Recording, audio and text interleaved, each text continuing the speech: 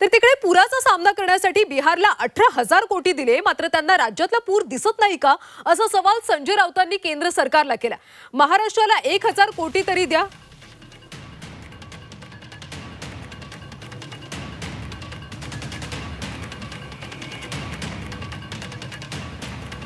आपण आता सुप्रिया सुळेंची बातमी पाहूयात. राजकारण बाजूला ठेवा, सामान्य माणसाला मदत करा. जी मदत करता येईल ती आम्ही करू. आम्ही पूर्ण ताकदीने प्रशासनाला मदत करणार, असं सुप्रिया सुळे यांनी म्हटलंय.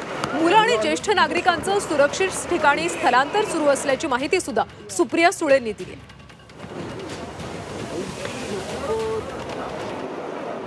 दूध असेल, पाणी असेल, जे काही मदत करता येईल ती, आणि अडचणीत आलेले लोक, मग ज्येष्ठ नागरिक असतील, कोणाची औषधं असतील, अशी जी काही मदत आम्हाला करता येईल किंवा लोकांना त्या पाण्यातून बाहेर काढून एक सुरक्षित जागेवर नेण्यासाठी आम्ही पूर्ण ताकदीने, प्रशासनाला जी काही मदत करावी लागेल ती पूर्ण ताकदीने आम्ही करणार आहोत. आज प्रशासनाची मदत करून आज जो सामान्य माणूस सरकारच्या चुकीमुळे आता त्यांची जी अडचण झालेली आहे, याच्यात पूर्ण ताकदीने आमचे सगळे सहकारी पदाधिकारी हे सरकार आणि पुणेकरांना मदतीसाठी पूर्ण ताकदीने उतरलेत.